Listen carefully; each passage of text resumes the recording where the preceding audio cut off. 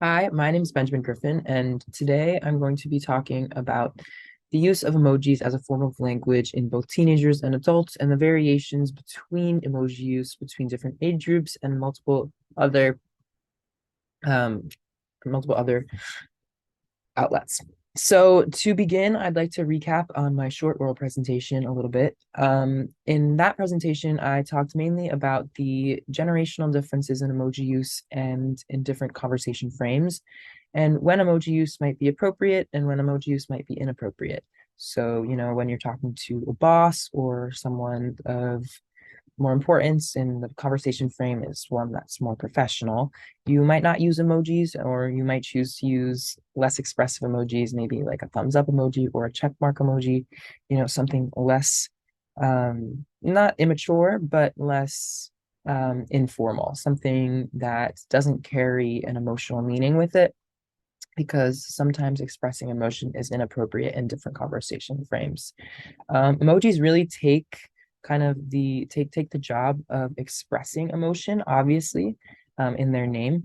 But when it comes to expressing emotion, that is a really big thing when it comes to conversation frame. Again, expressing emotion really depends on the frame of the conversation.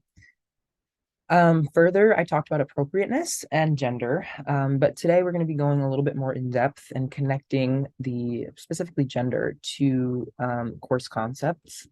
But anyways, emojis stem again in multiple different directions. So we have age appropriateness and gender appropriateness, again, would be kind of the frame of the conversation depending on who you're talking to, whether it be a boss, again, a more professional conversation frame, or if you're talking to a friend, that might be a less professional conversation frame, and emoji might be appropriate to use. Also, depending on the kind of age of the person that you're talking to, again, we talked about in the last presentation that someone from Generation Z might understand, kind of a sarcastic or kind of different meaning of an emoji, like the crying emoji. It might be interpreted as someone laughing. That can come down to kind of Generation Z slang that, people say, like, I'm crying. Again, that can be interpreted as that something's funny. In older generations, emojis weren't necessarily like around, and so there also wasn't kind of that, sarcastic nature that was attached to them for older generations. So they might take the use a little bit more literally. Not a generalization, but in the interview that I conducted in my last in my last presentation, the use of emoji varied greatly for the interviewee based on who she was talking to, depending on if it was someone older or younger. And it came down to what that emoji would mean to the targeted audience. And that comes down to the course concept of the frame as well, because depending on who you're talking to, it's changing the way that you're conducting yourself in conversation. So it comes down to the idea that it might not be appropriate to use an emoji, and it also might not make sense to use an emoji because of the conversation frame. This is an infographic from um, my last presentation where I kind of brushed over it a little bit, but it really talks about the distinctiveness. Again, you can see it in the cited source down there. The graph is called the Exploring the Distinctiveness of Emoji Use for Digital Authorship. Again, we see that emoji use is very, very common in people that are younger, both male and female. Once we get older, however, it seems that especially in the age group of ages 20 to 29, females use emojis at an exceedingly higher rate, more than 10 units more. Now, females still use emojis at a higher rate between 14 to 19 as well. And that's important to note. Emojis tend to be used by people who identify as female quite a bit more. Now, why is that important? It just goes to show that the conversation between two females and two males might look differently, might include less of emotion. So again, this is the same interview from the last time. Again, just to recap, she noted that the use of emoji plays a big role in her daily life. She uses emojis so people know her tone. Again, certain emojis might express the lightness of the statement to demonstrate her personal facial expressions. And she said, yes, that she does alter the use of emoji when interacting with different age groups. With her parents, again, if she says something funny, she'll use the laughing emoji. Something funny, as I stated before, kind of like the difference between the crying emoji, she'll use the crying emoji. With friends. So I conducted 2 new interviews. One interviewee rarely uses emojis, but noted that she doesn't use emojis in her daily texting life. But in conversation, she noted that she really uses specifically the heart emoji to communicate her personal feelings.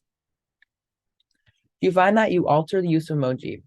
She said yes, and she uses the heart and love emojis with her parents and extended family, but she doesn't use really emojis with her friends. So this could be another example of sort of the frame of the conversation. Again, you might feel more comfortable using emojis with loved ones because they communicate strong emotion. With friends, you might not feel comfortable using particular emojis. Again, she noted that she uses the skull emoji, which to her age group means dying laughing. And if she were to use it in the same context with her parents, they wouldn't understand the meaning. So again, that brings together the idea of like the appropriateness and the frame of the conversation.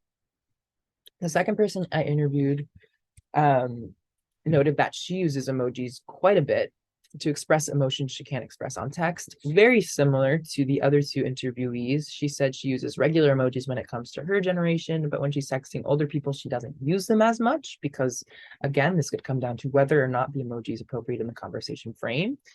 And she'll use proper grammar. She uses the use of the crying emoji means that someone is laughing, but to an older person, it could mean that someone's genuinely upset.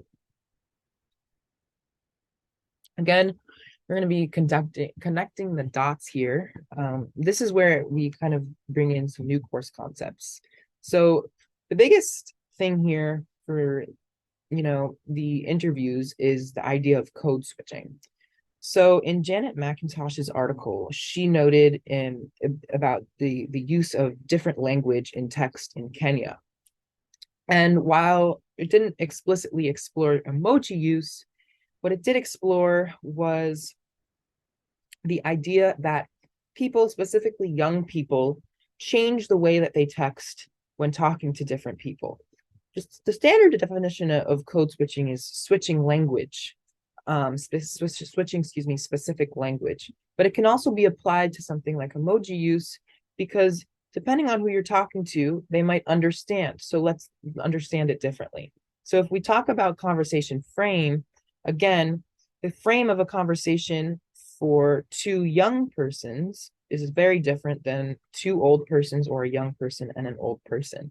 So taking the idea of the frame and connecting it to code switching, we can look and understand that the use of emoji or specific emojis for that matter might be different, and people might decide that they want to kind of switch up the way that they're talking depending on the appropriateness of the conversation. That is kind of like the main point of the article in terms of the fact that younger people in Kenya seem to use their vernacular a little bit differently when it comes to talking to friends, but also are going to be texting in, abbreviated ways and different ways when it comes to talking to younger people. This was specifically in mobile phones. So when we talk about it with emojis, it's very similar because people use emojis in such different ways, or not even at all, and therefore they've become their own language in themselves. So people code switch when using emojis because of the different generational interpretations and appropriateness of the emojis, to reiterate that.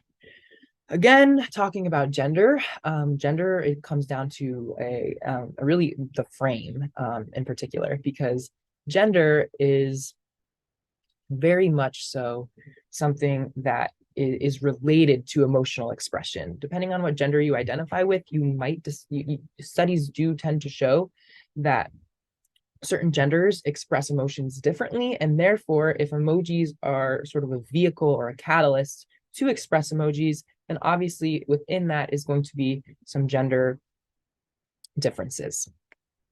Here are some sources. This is covering the graph. Thank you so much for watching.